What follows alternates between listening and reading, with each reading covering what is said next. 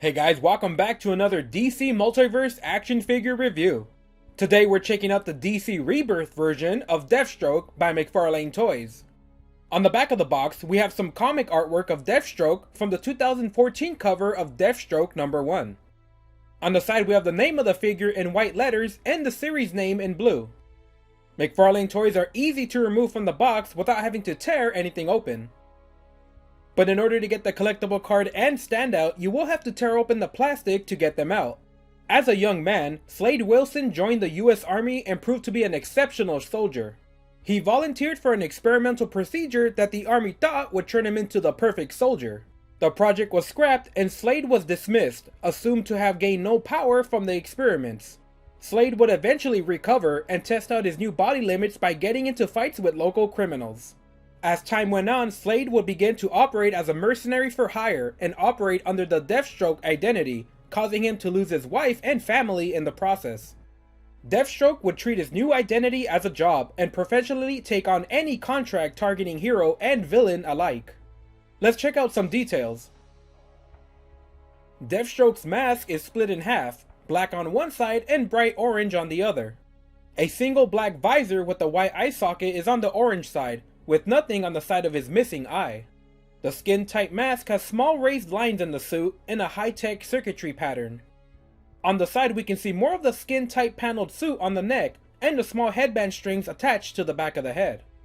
The skin-tight suit continues on the chest with multiple sections of armor wrapping around the muscles on the chest and stomach, and a smaller orange section covering the chest and shoulder.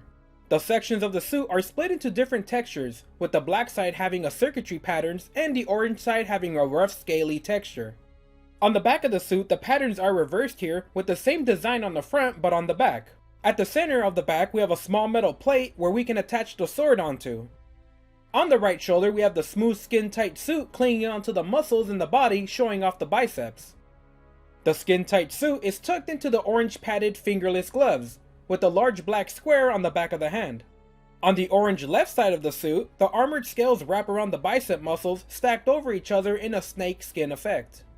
The left side of the arms has a skin-tight white sleeve reaching up to the elbows and tucked into the orange padded fingerless gloves.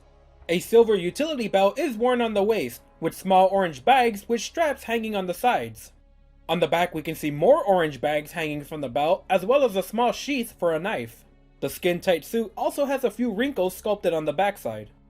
The black armor on the thighs have sections of armor in the front textured with the heavy cross pattern. Two small orange straps wrap around the thighs, detailed with small latches in the sculpt. On the legs of the suit, a small orange knife sheath is attached with small straps, detailed with a rough leather texture. We wrap up the details of the figure with the feet. Black ankle-high shoes, with two straps to secure them onto the foot, and an orange-colored sole on the bottom. Let's check out the articulation. We have a ball joint at the head with gray up and down range, shoulders that open and rotate, biceps that rotate, a double jointed elbow with great range, wrists that rotate and bend up and down, a ball joint at the chest that can crunch forward minimally, another ball joint at the waist, with the combined range of both joints able to bend backwards way more than forward. Legs that open, bend forward and back with the sculpt blocking it just a bit. Rotation at the thighs. Double jointed knees that bend back. Ankles that bend up and down and rotate. A foot that twists. And toes that bend up. Deathstroke is on the taller side of figures in the McFarlane DC Multiverse series, usually standing a bit taller than other figures. Here I've set him up next to a few other DC figures as well as a few others from the McFarlane toy line.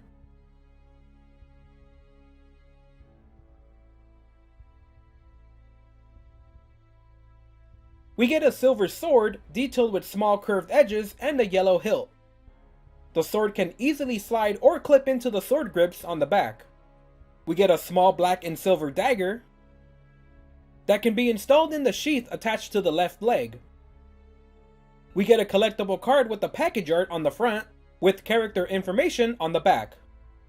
And we get the McFarlane stand with the DC logo on it.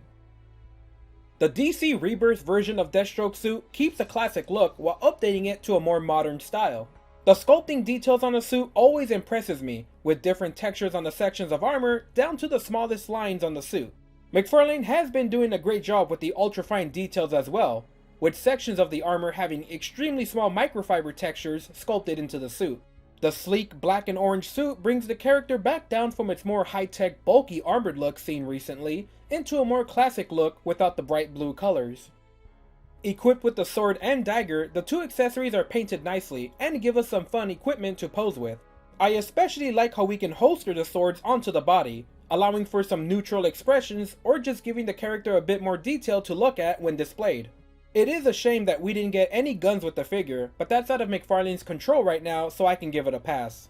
As with most superhero bodies, especially those without a cape, we can unlock the full potential of McFarlane style joints, allowing us to get a full range on the limbs thanks to the sleek bodies. McFarlane has released quite a few different versions of Deathstroke, giving us an option to pick and choose our favorite designs. While the original classic look has yet to be released, this is the next best thing, with the Rebirth costume having a classic look in a darker color. Fans of Deathstroke should definitely check out this version, especially with its great articulation and weapons. You'll want to keep this version to have some dynamic poses in your collection. Overall, a great figure, especially for McFarlane standards. It hit every single checkbox for me. A great paint job and sculpting, actual useful accessories, and the full range of articulation. The DC Rebirth Deathstroke is definitely worth checking out. Alright guys, that's it for this review. Leave a comment letting me know how you like this figure, subscribe, or give me a like to help out the channel.